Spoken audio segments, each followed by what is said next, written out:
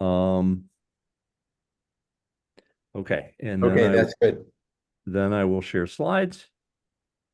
So now I need to get back to here and share and share and share and start the slideshow.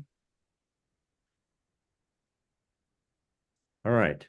It looks okay to me. Does it look okay to you all? Looks great. Looks like you Okay. know what you're doing, Jack. Yeah, right. Okay. Okay. So So we're recording this. We have a couple of students. So hi, Rush, hi, Hanir. Um, what we wanted to do here, well, first of all, thanks for coming. What we wanted to do here, and we're recording this so other students can see it also, is to give you an overview of a new program that, at least a new program for CICS, that we are hoping to launch this coming summer in Paris. And we should all introduce ourselves. Maybe I'll say first, my name's Jim Carosa. I'm a professor in CICS. Um, I teach networking, operating systems, performance evaluation, but mostly computer networking. And one of the courses that would be offered in the summer of 2025, if we're able to pull this off, here in Paris, which is actually where I am right now, would be ComSci 453, which is the computer networks course. So Jack, you want to introduce yourself next? absolutely. Hi, everybody. I'm Jack Wilden. I'm also a professor in CICS and have been for a very long time. And I am currently the academic dean for CICS. The other course that Jim and I would be offering in the summer in Paris is programming languages, which I have taught in the past and which I will teach in a revised version, assuming that we do this in Paris this summer. So Christina, I think you're the other person who should introduce themselves. Hi, everybody. My name is Christina Lormer. I work for the International Programs Office, which very soon will be known as the Office of Global Affairs. So please don't get confused. We're all trying to keep our heads on straight about it. But I work for OGA in the capacity of managing and advising for custom faculty-led programs, of which this program is one. So there are traditional semester and academic year study abroad programs. And then there are a number of customized programs that are called faculty-led programs because UMass faculty design them and teach them on the ground in the country where the program runs. So this is a very special kind of program. It is completely customized for you, for CICS students, and we're really excited to run it for the very first time. Yeah, and there are just a couple of other majors where they're doing one of these summer programs. So the Eisenberg School, Christina, there was one other program that seemed relatively well established.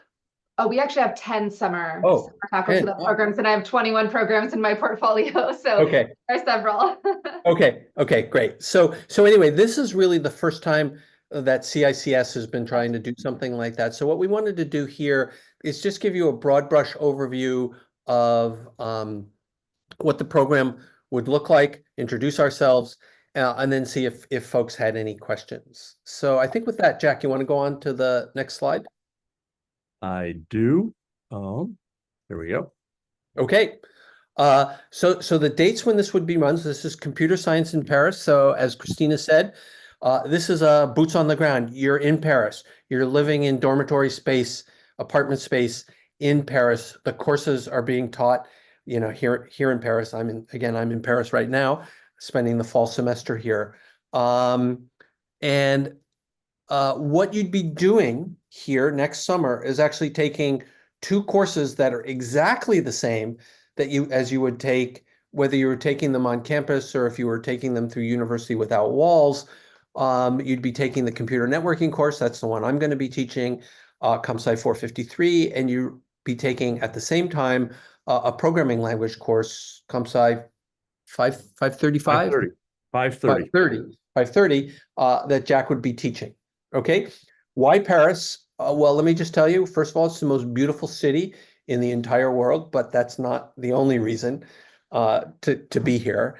That there are world-class universities. You may have heard of the Sorbonne University, is one of the very first European universities founded. It's probably the premier French university.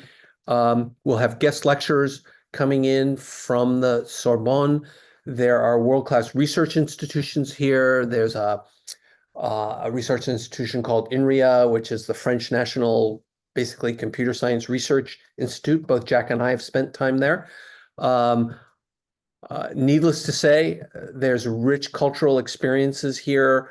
There's more art, history, and culture and cuisine, great food, than you can possibly imagine. Opportunities to connect with international students and professionals here. So we get into the details. You'll see not only will you be, we'll have classes in the morning 4 days a week, but there'll be opportunities to visit companies here and interact with people here. There's a lot going on in the digital technology scene here in Paris. And obviously, the course is going to be taught in English. You wouldn't want to listen to either me or Jack teaching French. But you use your language skills and you can learn language skills outside of class also. So believe me, it's just a wonderful location. So Okay. Christine, you want Christine? Christina, you want You're to? muted. I mean, yes. So, I mean, Jim, you did speak about Paris, and in fact, I think you know much more than I do about the locations of different things Okay. in Paris. But on this program, accommodations and student housing is included. We organize that. It's included in the program fee. This is an all-inclusive program except for the airfare. So these are just examples of some of the student residencies where you will most likely be living and studying and eating nearby as you participate in this program. We partner with, for these faculty-led programs, we partner with in-country partners and providers who who take care of all the logistical on-the-ground accommodations. This is something important to mention at any rate on this slide or otherwise. We partner with these in-country providers, education abroad providers, because of their expertise in that specific location, because of their 24/7 emergency and support services in that specific location. And they are our trusted partners on the ground. You will have a resident director, for example, from API, who is our in-country partner for this specific program, who will be with you at all times. They are either from there or have lived there for a long time. They have the language capabilities to support you in all sorts of situations as well. And one of the things they do is organize accommodations. So these are the student residencies where you will be staying while in Paris. And again, every room is a single room. You will have a private bathroom. Linens and towels are included, so you don't need to worry about taking those with you in your suitcase, for example. Of course, there will be reliable Wi-Fi for you to complete your academic coursework, have tutoring hours if that's something that's included as well. Keep in touch with your loved ones back at home, which is so important on these programs, and we know that. So that will absolutely be there. There will also be a shared kitchen that you'll have access to, which helps keep the program affordable. Of course, we want you to go experience this cuisine that Jim is talking about, and you will have plenty of opportunities to do that. But for the day-to-day things, if it suits you, like breakfast and perhaps lunch, then we recommend, maybe going to a local supermarket. There's a wonderful culture around, getting your food every day as well, and then preparing it together in the shared kitchen. And then you will also have access to on-site laundry as part of these student residencies. Jack, could you go back to the previous slide I could. that just showed the map? Yep. So let me just say that, so the area you can see down there where the red circle is, the Cité Internationale, and there's a international university there. It's within what's called the périphérique, so it's in the center of Paris. That ring road that you see around it is, everything inside there is central Paris. There's a metro stop there. And so it's really easy getting the metro in Paris is just great. And there's metro stops at the university here. So you're sort of in Paris. If you just start walking north, you start, you're near Place d'Italie. There's a great research institute there. There's great Vietnamese food nearby there too. Great Thai food near there also. So I mean, you're really in the center of the city. Okay, let's go to the academics. So maybe I'll say just a word about the academics and the computer networks course, but the model that we have is that 4 days a week in the morning for an hour and a quarter, you'd be doing computer networks course, then we have a short break, and then you'd be doing the programming language course. So the amount of time that we would spend meeting together, I mean, it's pretty intense because it's a month, right? So we're just doing this for 4 weeks, but you'd get close to the same amount of class time that you would have if we were all meeting on campus. Jack and I are both planning to hold sessions the week before, sort of so we can all get to know each other, and the week after so we can, debrief each other and do some wrap up, and that'll be held online. So while we're there, the weekly schedule would be in the mornings, we've got class, the afternoons, we've got some labs and time to do homework and things like that. And the evenings, we've got various social things planned. So, I mean, you're on your own a lot in the evenings, but we've got some social plans too. So let me say a word about computer networks. So this is ComSci 453. It's a course that's been on the books in computer science since before the internet. Actually, I often teach this course and love teaching it. Students, I mean, look it up on Rate My Professor or talk to your friends about it. It's generally a pretty well-received course. It's an introduction to computer networks. The prerequisites is basically know a little bit about algorithms. You don't even need officially 311 and some introduction to computer architecture. There are labs that go with it that you do online. We'll have a TA for both of these courses if you need help, as well as Jack and I both having office hours. So Jack, you want to talk about programming languages? Yeah, so as I said, programming languages, it's not underlined there because it hasn't been taught in a while. But what it has been was in the past and will be again in the future is really a hands-on introduction to the use of formal methods for reasoning about software. And we'll be using an automated proof assistant to investigate how programming languages are designed, how they're made safe, how typing systems work, how axiomatic semantic systems work. And so it's a real introduction to the kinds of things that you would work on as a software engineer in many sorts of settings. The official prerequisites for it are 220 because that's where you would be introduced to some interesting aspects of programming languages, in particular functional programming, and also 250 because we're doing logic. And so those are the courses. If you had 320 or 311, those of course would mean you'd already taken those prerequisites. So that's what we're looking for is students who are sort of at that level and interested in hands-on playing with the underpinnings of programming languages. Let me advance. Right. Yeah, go ahead. Basically, we've said what's on the next slide, and actually even more detail than what's on the next slide. That's true. Right. So maybe one change that's a little bit different from how this is offered when we teach this on campus is that each of these are 4-credit courses. And so because we're doing these after hours or outside of class visits to labs, we'll have lecturers coming in and things like that. It's almost like an honors class, right? So an honors section where you have the usual in-class material, but then you've got an extra honors credit. So these 2 courses combined are 8 credits. The student profile, as you can tell from the prerequisites in our discussions, generally juniors and seniors, and prepared majors from other students. A lot of times we have ECE students in our courses, for example. But let me just say, it is possible for people who are even rising sophomores, if you came in with the right kinds of AP credit or something so that you could have taken the prerequisites by the end of next semester, it would be possible for you to participate in this as well. Right.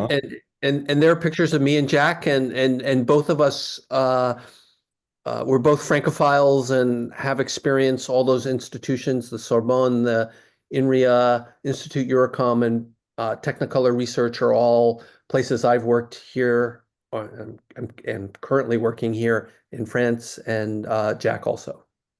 Okay. Yep. So yeah, so these are examples of the kinds of things that we would be able to visit during the month that we would all be in Paris.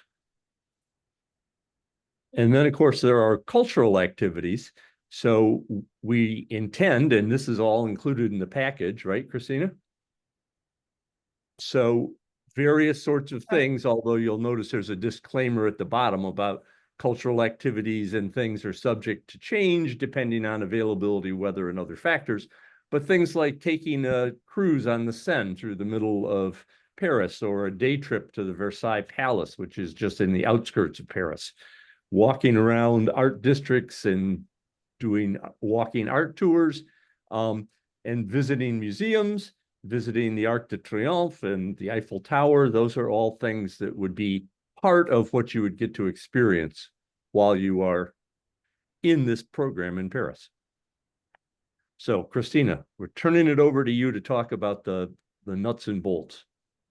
Absolutely. So as I mentioned before, when we design these custom programs, we design them to be all-inclusive so that really there's not much you need to focus on as a student other than your academics. That's the first and primary most important reason why we do study abroad. We always say the study part of study abroad is very, very important. The abroad part is secondary, but the study part is important, especially for an academically rigorous program like this. So, when we talk about what the program fee, this is the fee that you'll see. I think there's a few slides toward the end that I'll talk about the actual range of what you would pay. But it includes everything except for the airfare and any passport or visa fees that might be needed. You don't need a visa on this program if you're a US passport holder, but if you are not a US passport holder, then we would support you through the process of getting a short-term visa to be able to participate. Oops, can you go back, Jack? Sorry. Yeah, you were starting to talk about what wasn't, and so Right. Yeah, no, thank you. So everything that's included is this list and more, quite frankly. But all sorts of pre-departure cultural and academic advising and orientations. We have a specific pre-departure orientation for faculty-led programs. And then the second half of that orientation will be for this program in particular. Obviously you'll be earning credits for 2 required ComSci courses, and you do not pay a separate tuition fee for that. That's included in this as well. Our in-country partners, as I described to you earlier, they will meet you at the airport, they will pick you up at the airport, transport you back, all the local transportation for the activities that you see, for any excursions, that's all included. It is arranged for you. Tips and gratuities are included for, our wonderful drivers on the ground. So in terms of any transport, that's included as well. The accommodations we discussed, the housing and everything that comes with that we discussed. You will also have a group welcome and farewell meal I can almost certainly guarantee a restaurant with local cuisine because that's very important to our in-country partners as well. While you're there, as I said, you'll have several layers of support. You'll have the full support of UMass, of the Office of Global Affairs, and then our in-country partners there as well. So, we can talk in more details further down the line about the insurance plans and the types of actual support that you have, but rest assured for you and your family or your support system that while you're there, included in this program fee is sort of that assurance that you'll be well taken care of if you need to If you break an arm and go to a local clinic or a hospital, right, that's all included. You can go to the next slide. Thank you. So as I also mentioned, yes, sort of international airfare and any baggage fees that are associated with that. If you do not have a passport at this time, again, I believe there's a slide that sort of emphasizes, highlights this even more, but I will never tire of saying it. It's one of the first steps and one of the most important things you can do right now is to get a new passport if you don't have one and renew it if you need to renew it. If you don't know where it is and you have it, it's in a box under your bed at your parents' house. Go get it, especially in times of government change. Things like this are impacted. So processing times are very unpredictable in normal circumstances, okay? Post-pandemic, transfers of power, these sorts of things, these all cause processing delays in passports or visas. So if there's one thing you take away from this, I want it to be find your passport. Even if you don't go on this trip, please get a passport. If you have any, so the meals on this program, as we mentioned, we wanted to make sure there was a shared kitchen option in these accommodations for you so that you have the flexibility and the access that you need to make the food that you need and want. There are several people that have either dietary restrictions or preferences, and all of that can easily be accommodated in somewhere like Paris. But rather than sort of, giving you the food, we want you to be able to go out and get it on your own. So the meals are not included except for the group meals and some meals on the excursions. So you'll want to sort of budget in a little bit for that as well. Any personal expenses, or obviously if you decide to independently travel before or after the program, that would be covered by you as well, not by the program fee. Okay. There's your passport slide, Christina. Yes, this is the slide that I would just want to billboard up all over the place. So when we say that you need a valid passport, what we mean, and by we, I mean the Department of State and the US government, this isn't a rule that UMass or my office made. In order to be a valid passport, it has to be 6 months after the end date of your program. So we can double check those dates, but do you remember the end date, July? Yeah. It's on one of the slides. June 22nd or 3rd, I think. Yeah. Great. So you're going to want to count 6 months from June 23rd and make sure that the expiration date of your passport does not interfere with those 6 months. That's what we mean by valid. Okay. This is a QR code. Again, if you scan it, it'll take you to more information that our in-country partners have compiled for you about passports.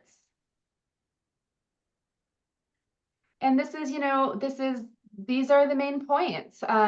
We do have a priority application deadline coming up. So, if you want to make sure you secure your spot, I recommend that you get the application completed and submitted by then. The application is a very quick process. Most of the information is automatically populated from your Spire account. Really, you just need to get that application in so we can gauge interest in this program. The program dates are right there as well, May 25th to June 22nd. You earn 8 credits for participating and completing the courses in this program. One note on the program fee, a couple notes. First, we publish a range because the number of students matters in these kinds of programs. If we reach the minimum number of 10 students, we can run the program. The more students that participate in the program, the more affordable it becomes for everybody. So just think of it sort of as one big pot of money that you're going to divide among you and your peers, which is why if you want to go, get your peers to go as well, because the more people that come on board and travel with us and complete this program, the more affordable it is for everybody. You can use financial aid for study abroad. That is a definite option, as well as any scholarships that you apply for and you receive. There's a number of very interesting scholarships for summer programs. And, we'll talk about all of that at a later date if you're interested in that as well. So, please apply if you're even in the very least bit interested. It's a first step. There's no huge commitments to get that application in. There's no financial commitments to get the application in. It really helps us and the faculty understand who is interested. Please make sure you meet the prerequisites that were described. That's very important as well, so that the applications that are coming in, we know are for students who are going to be prepared to be successful in the program. All right. So Jim had to leave. Being in Paris is for one thing means he's several hours ahead of us in time, and for another means that he has other things that he's doing. But Christina and I are both available if you have any questions. The easiest way is just to put them into the chat. And we'll be happy to answer them. And if you have questions, not now, but later, you can reach out to me or Jim or Christina, and we will be happy to answer them for you. We hope you'll consider this program. We think it's a very exciting opportunity. And as Christina sort of said, tell your friends. We will have this recorded, and so other people can see what we've just presented, but there's information online, and we can point you to that as well. So, any questions? Are you watching the chat, Christina? Yeah, no one has left a question so far. I mean, we do have I believe there's 2 students who are participating, and you can absolutely unmute yourself as well and just share your question with us if you have it. And if you don't have any questions, that's okay as well. This is a lot of information. You'll want to review it later, and we're always available for questions via email. So, take time to process this and feel free to reach out. We do have one question in the Q&A. Okay. If you can Oh, I see was them. looking at the chat. I realized there was also a Q&A. Given this program is targeted at rising seniors and prepared juniors, many of whom are focused on building their resume, securing employment, how should we weigh the potential career trade-off of participating in this versus a summer internship? So Jack, how would you respond to that? Well, I know the importance of internships, and we emphasize that pretty highly. I would think that this will give you certain kinds of experiences. I don't know how flexible internship people might be about allowing you to take some time to do a course like this. Mostly, I think that what you're getting in the summer is exposure to deep exposure through courses to a couple of important computer science topic areas, networks and programming languages. And I think very possibly if I had not done an internship and I had to choose between the two, internship might very well win out. So it would make sense to do this before an internship or even after an internship. I'm not sure whether multiple internships would be more valuable than an opportunity like this. It's a hard call, frankly. Can I mention something, Jack? Sorry? Can I mention something as well? Of course. Something I try to not remind students, because it might not be so obvious, but something that I do try to talk about often with these kinds of faculty-led programs is the sort of once in a academic career lifetime opportunity of building strong relationships with UMass faculty.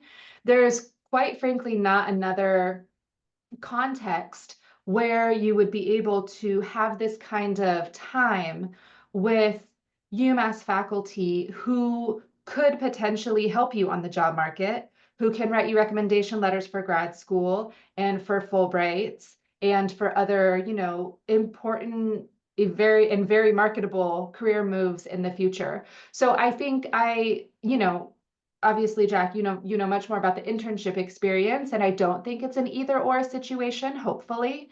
However, this isn't only sort of to gain global exposure, to become a global citizen, to get, the immersion into French culture and language and history. The opportunity, as I said, to sort of spend this amount of time with the UMass faculty members on faculty-led programs has proved to be a very valuable resume building opportunity. So I do want to mention that because that's a lot of the feedback I've gotten over the years from students who have gone on these programs, specifically with, you know, again, faculty they've been able to, you know, sort of have these on the ground experiences with, and who have written them recommendation letters or get to know their, you know, these students in a way that they wouldn't really be able to otherwise. There's not another opportunity like this. So I think in that sense, this is a very important professional development opportunity as well. I'm not going to say better or worse because I don't think they're even the same. But this does have a lot of potential to sort of boost your resume as well in different ways. Yeah, I mean, that's certainly the case. You would never have another opportunity to be seeing faculty every day pretty much and doing so many other things besides just sitting in a classroom or going to office hours. So that is definitely a consideration. That's a great question, though. Thank Yep. you so much. I agree. I don't see any other ones in the Q&A or in the chat. Carrie, do you see any other questions? One more question just came into the Q&A. Excellent. All right, Jack, this is another one for you. The CS major asks to get X amount of credits at UMass Amherst for residency requirements. So do these count as local credits or not, or no? That's interesting. As far as I know, these are local credits. These are UMass credits. All the academic regulations talk about is essentially things that are UMass credits, and these are. So even though the physical location would mostly be Paris, these are UMass classes, and so they count as resident credits. Yes, I agree.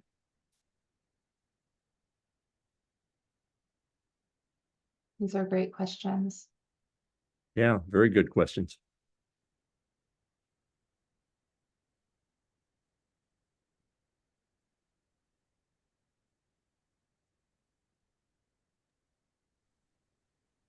I don't see anything, any other questions that have come in. Okay, well, it was a lot of information. There is a lot more information available. And you can ask us, and we'll be happy to answer any other questions that come up in the future. So thank you for attending, and we look forward to the possibility of all being together in Paris. Thank you. Bye, everybody. Bye.